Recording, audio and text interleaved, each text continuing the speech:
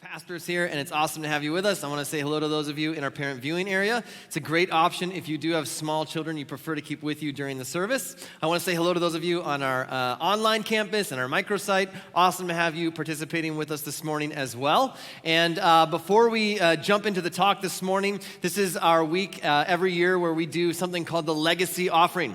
And so here's what that means. We're not doing anything separate. It's just that when you give, if you'd like to give specifically towards the Legacy Project, and what that is we take money that goes above and beyond our regular giving, and this is a one-time sort of gift that goes outside of these four walls. We find projects that are taking place around the world and locally, and people who are already doing great things, and rather than try to create our own thing, we just say, how can we get behind what you're doing and help fund the great work that you've already got going? And so that is today. If you'd like to give towards that, you can just mark it. If you're using an envelope, just mark Legacy Project on your envelope. If you're using the app or online, select the Legacy Project Fund. And then when we collect all of those between now and the end of the year, all that comes into that, we use that to fund those projects. And so in January, on January 23rd, that Sunday, during the evening, we're going to invite everybody back, anybody who wants to come and participate, and we're going to just look back at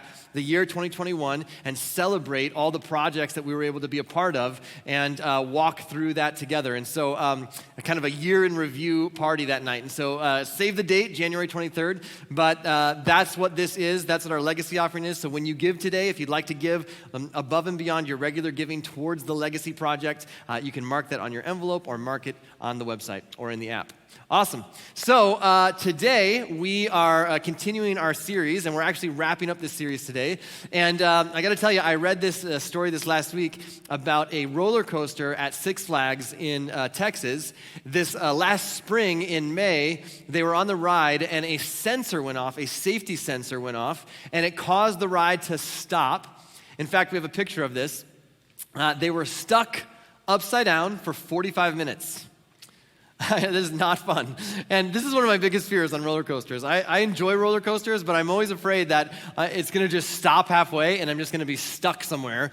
And here these guys are. They're white-knuckling it for about 45 minutes until they could finally fix the safety sensor and then get the ride going again. Everybody was safe. Everybody made it through. But man, can you imagine hanging upside down, holding on for 45 minutes at the top of the Batman ride at Six Flags? Now, I don't know if you have this same fear or anxiety when you're on a roller coaster, but I think that when I picture the way that we live our lives sometimes, a lot of people feel stuck. A lot of people feel like they are stuck by anxieties that they fear, and anxiety has you feeling stuck. Maybe it's the pace of society. Maybe it's the constant comparison on social media. Maybe it's the increase in technology is causing your workflow to just be more than you can handle, or all of these things kind of leave us living life on the edge. And we live in a society today that's so fast-paced and that's so filled with comparison that oftentimes we can kind of be white-knuckling it through life, and we've got a lot of anxieties that we carry. In fact, there's a book called Anxiety Free by Dr. Robert Lee, and he says the average teenager today exhibits the same level of anxiety as the average psychiatric patient did in the 1950s. That's how much our society has changed. And so everybody worries about something. All of us have some kind of anxiety, something that we worry about. And the reason I know this is true is because of the vast number of books that are written about how to deal with your stress and your anxiety and your worry. And the reason books keep being written is because people keep purchasing them. And the reason people keep purchasing them is because of the amount of things that we worry about. I read this last week that in America, the level of anxiety in the United States has increased year over year over year over year for the last 80 years in a row. Think about that. And that makes sense because we've got, world wars and we've got all kinds of conflict that we've seen. We've had a lot of unrest. We've experienced tons of political unrest. We experienced 9/11, and then we went through a recession in 2008 that caused us to kind of recognize how fragile our economy can be. And then just the last 20 months, we've gone through all kinds of craziness, both political unrest and all kinds of, worldwide pandemic and all these things that have just caused so much division and anxiety and worry and stress. And all of these things. And maybe you're like, man, I wasn't struggling with anxiety before I came here, but now, thanks. Anxiety is a problem. We carry anxiety around like a software virus. It's like, have you ever been working on your computer and you're like, man, this thing just feels bogged down and it feels slow, and maybe you call your IT department at work or you take it in somewhere and they're like, yeah, there's actually this virus running in the background. And that's how anxiety kind of works in our own minds, in our own hearts, in our own body, is that it feels like, I'm just not functioning at full capacity. It feels like I'm bogged down. It feels like I'm weighed down. It feels like I'm moving slower. And anxiety is the present emotion that we feel when we fear potential future loss. So, in other words, I'm afraid of the potential that I'm going to lose something in the future. So that's a fear that we have. And then anxiety is the present emotion. That's how it exhibits itself. So I have this fear, that's the thought, is this fear that I might lose something in the future, and the present emotion of that is anxiety. And for the last 7 weeks, we've been reading through a letter that the Apostle Peter writes to followers of Jesus who are living scattered across the northern provinces of Europe in the first century Roman Empire, and he's writing to this group of Jesus followers who are doing their best to follow Jesus, and he's been talking to them about how to live as citizens of heaven with our feet planted here on earth. And the overwhelming message to this letter has been that we are not citizens of earth trying to get to heaven, but that we are citizens of heaven making our way on earth. And so our past doesn't determine our identity.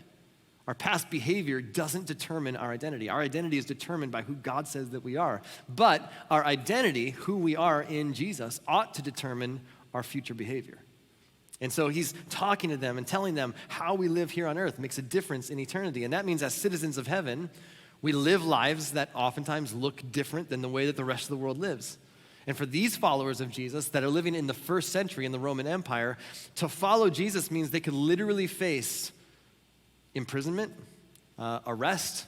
They could face torture and even execution for making the decision to follow Jesus. So you can imagine the level of anxiety and worry and concern that comes with that. And Peter is reminding them over and over again as we read through this letter. He's saying we have a living hope because our hope is in the one who overcame death. And so as Peter kind of wraps up this letter, we're in chapter 5, it's the last chapter of 1 Peter, and he's wrapping up this letter, and he kind of writes some incredible verses that we find in this 5th chapter about how to deal with our fears and our worries and our anxieties. And before we jump into these verses, I want us to understand a little bit about where these fears come from. There's a psychologist named Dr. Carl Albrecht who kind of broke a lot of our big fears that we face in life down into some categories. And here's some of these categories, and maybe this will resonate with you. The first one he says is just the fear of extinction. It's the most primal, basic fear is that none of us wants to die. It's just survival, right? And it's why you have anxiety. Maybe some of you have anxiety around snakes. Makes sense. That's a legitimate fear. When you think about the anxiety you have around snakes, what are you afraid of? Dying. That's what I'm afraid of with snakes, right? And you're like, Jeremiah, it's just a garter snake. You're not going to die. Yes, I will. I hate snakes. Who else hates snakes so much that, yeah, thank you. This is a legitimate fear. Some of you, it's fear of heights. That's why you hate flying. That's why you sat with a counselor and said, I have a crippling fear of flying. And the counselor said, well, what's the worst thing that could happen? And you're like, the plane could go down and I could die. That's a legitimate fear, right? That's a pretty legitimate fear. And so Dr. Albrecht says the first sort of category is just extinction. It's the most primal, basic fear is that none of us wants to die. And so there's like a fear of that, and that's kind of how it exhibits itself is in some of these things that we think have the potential to take our life away. But then he says there's this other level of fear where it's around this category of autonomy. Autonomy meaning all of us love the idea that we are self-directed, that I can make decisions for my life, that the decisions I make actually lead me down a path that, there's like cause and effect. If I make this decision, it'll lead me down this path. And I get to determine what I'm going to do today. I'm in charge of my own destiny. In fact, you have the freedom to stand up and walk out. If you're watching online, you have the freedom to turn it off. Nobody can stop you, right? And that's just the reality. Nobody's forcing you today because ultimately you have autonomy. You have the power to be self-directed. You have some level of control. And so the anxiety, how this sort of shows itself up, the fear is that if there's economic instability, We experience anxiety when we fear potentially the loss of a job or an economic downturn because it's closely connected to our fear of the loss of autonomy or the idea that I would no longer be able to be self-directed. It's why people hoard things, because it's about control. We're building more and more stuff, more and more storage units in the United States to store all of our stuff. And one of the fears that motivates hoarding is, what if I need that at some point and I don't have it anymore? And so instead, we buy a storage unit and we stick it in there, and so that someday when we die, our kids have to go through it. Right? It's a loss of autonomy or a loss of control. That's what motivates hoarding. I'll tell you how it shows up for me. The loss of autonomy is that I am a horrible, horrible passenger. I always want to be the one driving. I'm wired like that's why, because it's a fear of control. I'm that guy. Because I never want to be stuck in your vehicle somewhere where you want to stay longer and I want to get out of there. And you're like, no, let's stay a little bit longer. And I'm just like, oh man, I want to get out of here.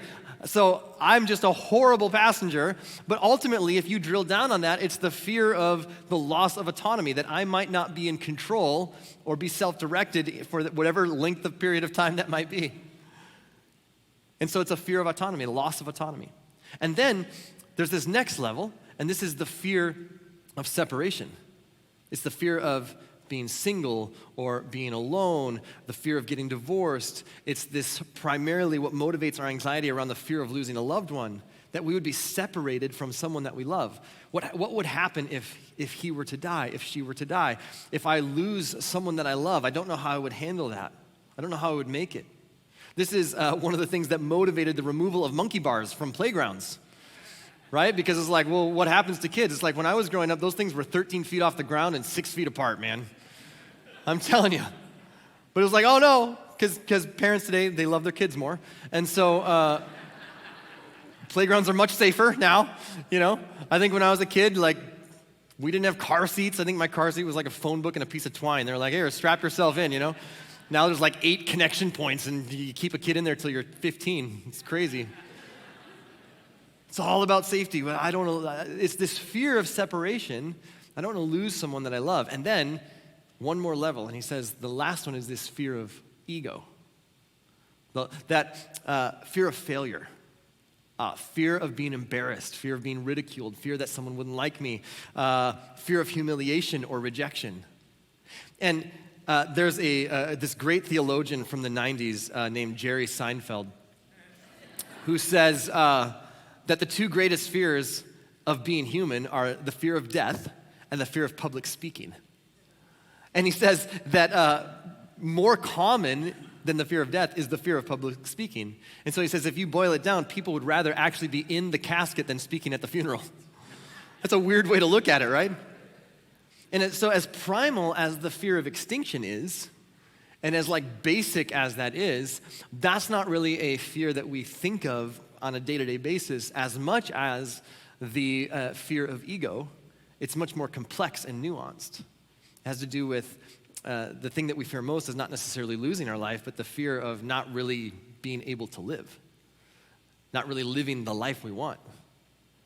And if I'm being honest, as I sort of have been processing this week, I have some fears and anxieties that I deal with on a regular basis.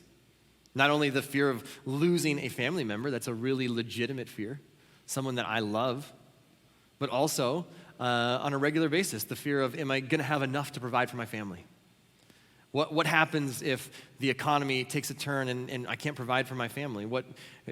That's a legitimate fear. That's a legitimate concern or an anxiety. And then I'll tell you, just to be very personal, one of my anxieties, and some people struggle with this and some people don't, but I'll tell you, an anxiety that I have is I want to be liked by people. And so for the last 15 years, being a pastor at Westbridge Church, it's always a battle to make sure that, God, I want to do what you've called me to do and not just do things for the sake of being liked by other people. And yet, here's what will happen. I might walk out on a Sunday and people say, man, thanks so much. That really spoke to me. That was great. And, 20 people will say, thanks so much. And we loved it here. Or this is our first time. We felt so welcome. And I'll get one email on a Thursday that'll be like, hey, I didn't like this. And I'll just be like, oh man, I'm a wreck. and I lose sleep over it, and it's like, what is that? Well, it's this anxiety. It's really this idea that's wrapped around ego. And I had a coach say something to me earlier this year, and it's been so helpful. It's been a mantra for me over the last 15 months. He said, what you need to remember is you've got nothing to prove and nobody to impress. And that's what I've been telling myself, but I know that it comes down to ego, that it's a constant battle within me because I want to be liked. And at the same time, I want to make decisions that are, helpful, that are really saying, God, this is what you've called us to do, and I want to be faithful to do what you've called us to do, regardless of if that decision means someone likes me or not. But if I'm being honest with you, it's a constant internal struggle. It's this battle to fight my own ego. And I gotta recite this mantra to myself throughout the year. Jeremiah, you've got nothing to prove and you got nobody to impress.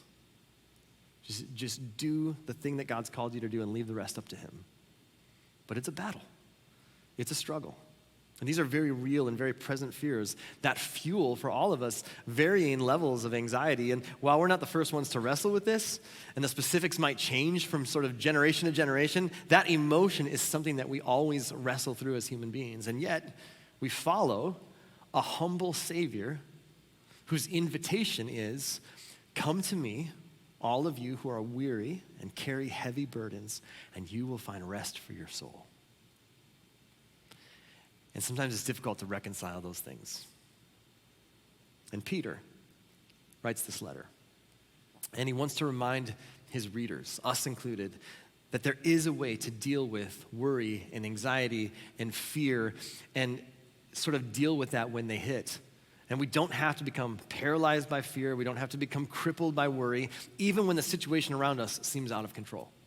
So as we read through 1 Peter chapter 5, and we explore these verses together, there are some things that we learn, and the first one is this: choose humility. Choose humility.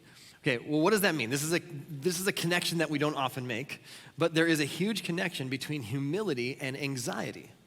And the reason for that is the Apostle Peter writes about this connection, and he writes about this to followers of Jesus in the first century. Here's what he says in 1 Peter 5, verse 5. He says, all of you clothe yourselves with humility toward one another, because God opposes the proud but shows favor to the humble. Okay, well, what does humility have to do with anxiety? Well, basically, pride says, I got this. I can handle this. It's under control. I don't need help from anybody. I can totally handle this. And I'm weighed down by my anxiety, but I've got it. Whereas humility says, no, I'm weighed down by anxiety, and I need help. My pride is keeping me from admitting that it's just too heavy. And I'm trying to control things I know I can't control. And my fear of what could happen in the future is actually causing so much present anxiety. It's slowing down my life. It's like a virus operating in my whole system. And so Peter continues and he says, humble yourselves, therefore, under God's mighty hand, that he may lift you up in due time. Cast all your anxiety on him because he cares about you. Peter would say humility actually says, God, this is too much for me to handle, and I want to hand this off to you. Peter says if we will humble ourselves, that we can actually cast our cares and our worries and our anxieties onto him, and that he will lift us up. And what you'll notice throughout the scriptures is nowhere, not Peter, not the Apostle Paul, not Jesus, nowhere do you find where it says in the scriptures or where Jesus commands to pray for God to give you humility. You will not find it. What you find is the command to humble yourself, to clothe yourself with humility. And there are a couple ways you can do that. One is to just work really, really hard at being like, I need to be more humble. I need to be more humble. I need to be more humble. And you know what's central to that? I. And as long as you're like, I need to be more humble, it's really still very I-centric, and it's not a great route towards humility. There's another way, though, to achieve humility, and that is to stop looking at yourself and to start seeing other people. And to start looking at other people and to start serving other people. I love the way that C.S. Lewis says it. He says, humility is not thinking less of yourself, it's thinking of yourself less. In other words, humility is not a diminished view of me, it's just thinking about me less often. And what you discover is that when you take your eyes off of yourself and you start looking at how you can serve others, your difficulties and your fears and your worries and your anxieties and your cares and your concerns, they get diminished in your view. And your situation may not have changed at all, but your perspective has.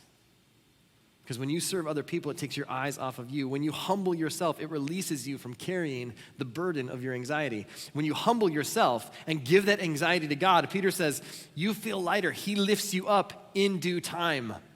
In due time. And part of the reason that we struggle with in due time is because we want to be the ones to determine in due time. And usually that means now. Like, I don't want to wait for God's timing. I want to do it. Rather than wait on God's timing, I'd rather impose my timing on God, which means now. And yet, the reason that we don't get to determine due time is because we're the same people who still burn the roof of our mouth on pizza. Like, it's happened before, and we still can't wait for it to cool down. It's like, no, I got to bite it right now. Due time might be at the end of the week, or it might be at the end of the month. It might be at the end of the year, or next decade. God decides due time, but the promise is that we can take all of our anxiety in the meantime, all of our cares, all of our worries, and we can actually give it to him. We can cast it on him, and he will lift us up and make us lighter. Why? Because he cares about you. Well, what has God ever done to show that he cares about me? He sent Jesus into the world to show you what God's love is like and to express his love by giving his life as a sacrifice for you and for me. And so you would know how much he loves you and cares about you. You can cast all your anxiety on him because he cares about you. And here's what Peter is writing. Peter, remember, is a guy who denied Jesus, denied that he even knew Jesus. The night that Jesus was betrayed, Peter denied Jesus 3 times. And he's writing and he's saying, look, God cares about you. Well, Peter, how do you know that? Because I know that I denied him 3 times, and he didn't judge me. He welcomed me with open arms. He reminded me how much he cared for me. And if he cared for me after what I did, I know he cares for you. Okay, so I can give my anxiety to God. That's great and all, but okay, how do I do that? What does that look like? What does that mean to just give my anxiety, my cares to God? Number 2, give your worry to God through prayer. All right, time out. Of course, you're going to say prayer. That is the preacher answer. This is a church, and just prayer. I totally understand the pushback on that. Peter says, first, I humble myself. I recognize the universe doesn't revolve around me, that there are other people. I'm not the only one with worries and fears and anxieties. And then when I humble myself and focus on others, it actually releases me from carrying the burden of anxiety. But then I can literally give my worry and anxiety to God through prayer. I can hand it off. Wouldn't it be great if I could just take all that I'm dealing with, all that I'm carrying, all the worries, all the stress, all the anxiety, just hand it to him? I do this all the time when I'm grocery shopping with my kids. And we're going to like, hey guys, let's run into the grocery store. I'm just going to grab one thing. So we don't get a cart because you're just grabbing one thing. And one thing becomes 30 things. And you know what I do? I grab something and then I'm like, we also need to grab this. And I go, hey, will you hold that for me? And then I remember, oh yeah, that's right. Hey, will you hold that for me? And pretty soon my kids are like this carrying around, and it's great. And I just hand it off to them. And Peter says you can literally do that with your cares and anxieties. You can just be like, hey, God, this is getting a little heavy. Can you carry this for me? Can you take this? Will you carry this, please? And before you write this off as being oversimplistic, I want to just take a look at a couple of verses from the Apostle Paul. The Apostle Paul writes to a group of people living in the same region. They live in Philippi. And as we read these verses, I want you to take note. Paul writes these verses from prison. And if anybody has reason to have anxiety and worry and stress, it's a guy who is in prison for following Jesus. And yet listen to what he writes. Don't worry about anything. Instead, pray about everything. Tell God what you need and thank him for all he has done. Then means like when you do the first thing, then this happens, right? When you clean your room, then you get to have a cookie. When you finish your homework, then you get to go out with your friends. Then is the byproduct. If A happens, then B happens. But B only happens once A takes place. And he says, so don't worry. Instead, what I want you to do instead of worrying is I want you to tell God what you need and I want you to thank him for all he's done. And then you will experience God's peace, which exceeds anything you can understand. His peace will guard your hearts and minds as you live in Christ Jesus. Paul says, instead of spending your energy carrying an anxiety over something that you have no control over, Spend that energy in prayer, telling God exactly how you feel, telling God exactly what you need. Hand off your concerns and your cares and your worries and your anxieties to him. And then thank him for all that he has done, because gratitude shifts our perspective on things. And he says, look, when you do that, I can't explain it to you. It's not going to make sense. People will look at your life and say, how do you have peace when your whole situation hasn't changed? It's still out of your control. Paul says, I don't understand it, and I can't even explain it to you, but you're going to have a peace that actually exceeds our ability to understand. And it will guard your heart and guard your mind. You're not going to lose sleep anymore. It's not going to keep you awake at night. It's not going to slow down. It's not going to be like a virus anymore. Like, you're going to be able to operate, and your situation may not have changed at all, but suddenly your perspective will change, because God's peace will guard your heart and guard your mind. Paul says when you face fears and worries and anxieties, God doesn't just remove you from the situation. He has the strength to give you the peace through the midst of that situation. Well, that just seems way too easy. But Peter would continue with another thought. You can give your cares, you can give your anxieties to God, but also, number 3, acknowledge that you have an enemy. Acknowledge that it's not easy. It's doable, it's possible, but it's not easy. And as we read through the next verses of 1 Peter, he's closing out this letter, and he wants to remind them that when you choose to live as a citizen of heaven, your life looks different. But that when you do that, there is an enemy that doesn't want to see God's way lived out in the world. When I think about this, this fight, I think about the classic 1976 movie, Rocky. Great movie, right?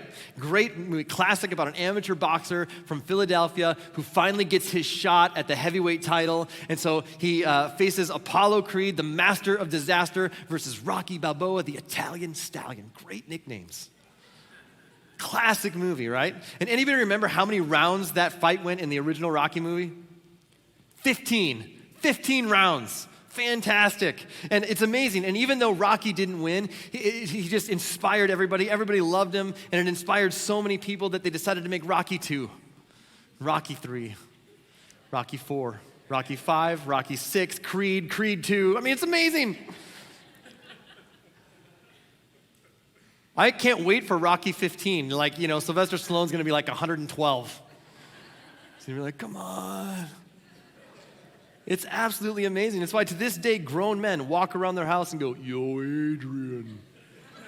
From one movie. It's amazing. But here's what I can tell you. There are a lot of things that are worth fighting for in life. And there are a lot of things that seem to really matter in the moment. Poor customer service matters in the moment. Like, oh, this is worth fighting for right now. A stolen credit card number matters in the moment. Someone forgetting to put extra pickles on your Whopper matters in the moment. Someone cutting you off while you're driving only matters in the moment. What the weather is like only matters in the moment. The fact that your Wi-Fi is slow and not working very well only matters in the moment. But what's interesting is how passionate and emotionally invested we become in those things. In the moment, it's like, man, this is worth the fight.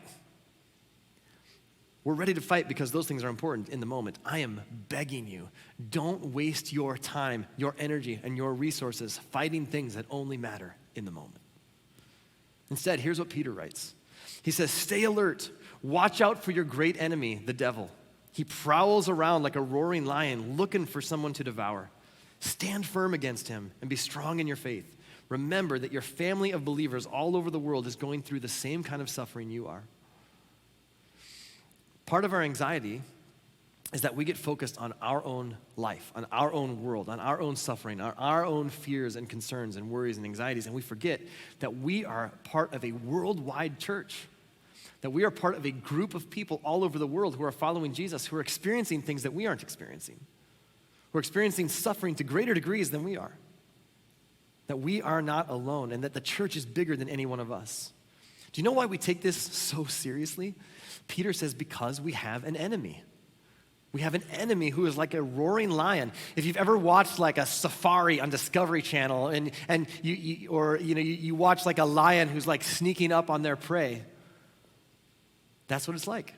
Peter says he's roaming, he's looking for a way to devour us. He's looking for that. Imagine if you walked into the room, you walked into your living room and saw a hamster in a cage. Not a huge reaction, right? In fact, some of you probably have a pet hamster in a cage, and maybe you even let it roam around your house. Not that big of a deal until it gets sucked up in the vacuum. But last year, I walked into our laundry room, and I opened the laundry room door, and I looked, and staring right up at me, we caught eye contact, was a squirrel. And we just stared at each other for a second, and then he was like, I'm out. And then he ran into what I didn't know was a hole in our wall that went outside, and I went in and I looked outside, and there was a hole in our siding that maybe a woodpecker had made, and then we had done some work in our laundry room, so there was a hole in the sheetrock, and he had just made his way in, just hanging out in our laundry room.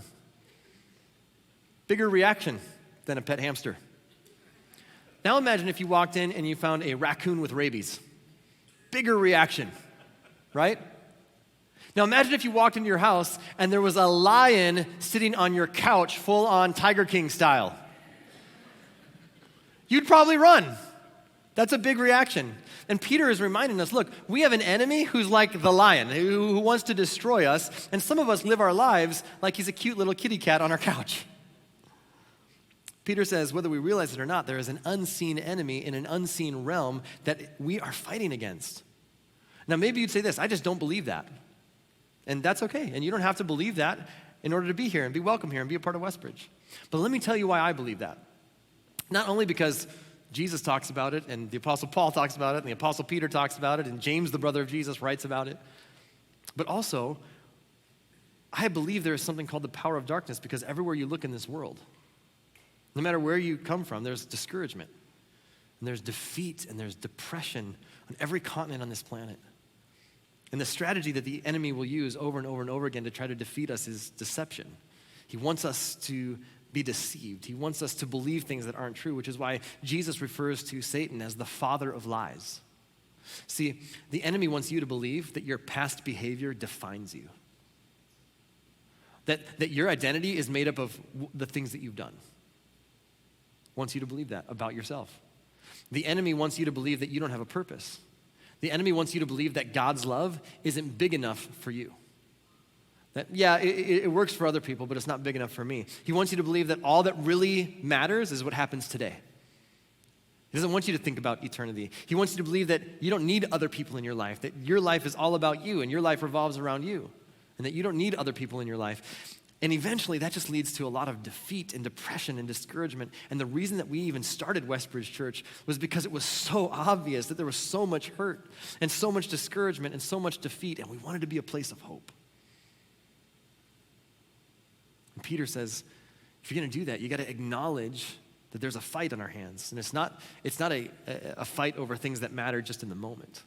That there's an enemy who wants to deceive you, who wants to defeat you. But he doesn't stop there. Here's the encouragement that Peter leaves us with. Number 4, remember how it ends. Remember how it ends. Throughout this letter, Peter is telling his audience that our hope is alive because Jesus is alive. That our hope is in a someone, not a something. And just as Jesus suffered temporarily and then rose from the dead, and the way that the scriptures talk about it, it says entered his glory, meaning he's now eternally with God. Our suffering is also temporary, and we also are invited to share in his glory. We are citizens of heaven making our way through earth. So here's what Peter says next in these last verses. He says, in his kindness, God called you to share in his eternal glory by means of Christ Jesus. So after you have suffered for a little while, he will restore, support, and strengthen you, and he will place you on a firm foundation. All power to him forever. Amen. He says this suffering that you're going through is temporary, but one day all things will be as they should be. So remember how it ends. Last Sunday, as I do almost every week that through the NFL season, I sat down to watch the Vikings game. Now, because of what I do here, and typically I don't get home until at least about halftime, so I always record the Vikings game and watch it once the game's pretty much over. And so I'm watching it, I'm fast-forwarding through commercials and fast-forwarding through timeouts. It's amazing, it's great. Last week, Good game for the Vikings, by the way. A little sloppy, but we pulled it out in the end. And it was a late game, 3 o'clock, and we had gone somewhere during the day, and I sit down to watch the game. The game's pretty much at the end of the game, and I'm sitting down just to watch it on recording. And as I'm watching, I'm about halfway through the first quarter, and I get a text from a buddy.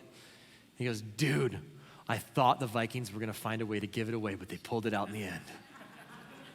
And I'm like, oh, man, I'm just now watching it. I text him back. I'm like, dude, I just started watching. It's 0-0 right now. He's like, oh, sorry. Literally, maybe 2 minutes later, I get a text from my sister, and she was like, holy cow, that game made me so nervous. I'm so glad they won. And I'm like, come on. And then I'm like, well, I'm going to watch it anyway, so I start to watch the game. But then here's what's amazing. Something shifted. Something happened. The Vikings, they kind of pulled ahead a little bit, and they were winning. And then towards the end of the first half, they let the other team just score a touchdown. And I was just like, oh, that's fine. I know how it ends. Second half, the other team got the ball. They came down, scored right away. I was like, come on. That's fine. I know how it ends. It made every horrible penalty, and there were a lot of them, every time that the Vikings shot themselves in the foot over and over again, it made it a lot more bearable. Because I was like, oh, come on, you guys. I know how it ends. And this is what Peter is saying. He's going, look, guys, we know how it ends. Even though you're going through some stuff, even though there's some suffering temporarily here in this life, we know how it ends. When Jesus says, come to me, all of you who are weary and carry heavy burdens, it's not just empty words. The cross is this statement. And so here's the reality. It's so much easier when I already know the ending.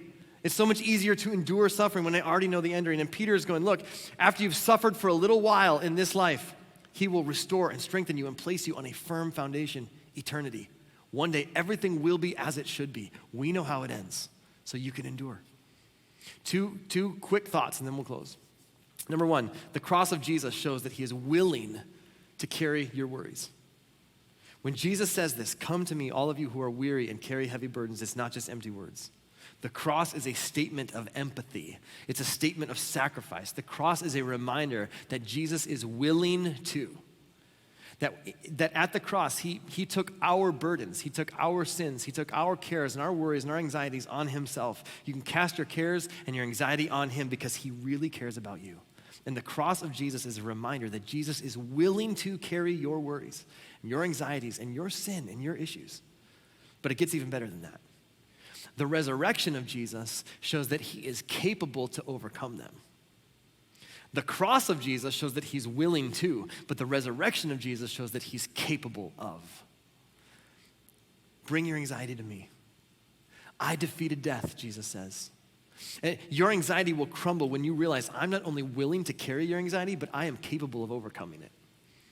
So what do you do?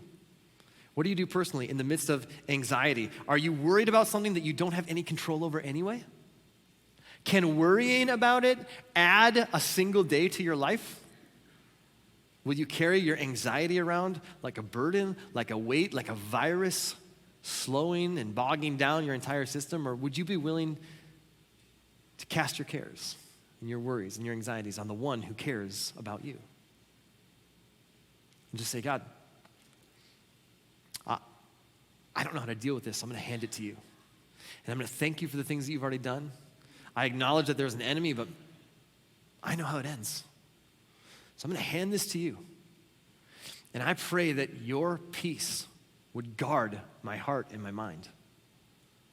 And my situation may not change, but I'm going to focus on seeing others and serving others, and I'm going to give this anxiety to you. And if you've never said yes to following Jesus, you need to know the cross of Jesus says that he's willing to, and the resurrection proves that he's capable of. And you've been invited because there's more to this life than this life. And one day all things will be as they should be. God is building a family and he wants you in it. And so Jesus allowed himself to be put to death. His body was laid in a tomb, and according to multiple eyewitness accounts, he rose from the dead. And you have been invited to be a part of God's family. And if you've never said yes to that invitation, you need to know you don't earn your way into it. You don't behave your way into it. It is an invitation that has been extended to every single one of us. And you can say yes to that today, right now, right where you sit, whether you're watching online, here in the room. Just agree with this prayer as we close. God, please forgive my sins.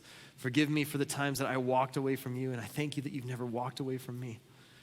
And I want to say yes to that invitation. Make me your son, make me your daughter, and help me to do my best to trust you and to follow your way of living as best as I know how from this moment on. And God, I pray for every one of us who are doing our best to follow you, but the truth is we're citizens of heaven, but our feet are planted here on earth, and we deal with a real enemy. We deal with anxieties and worries and concerns and burdens. And so may we give those things to you.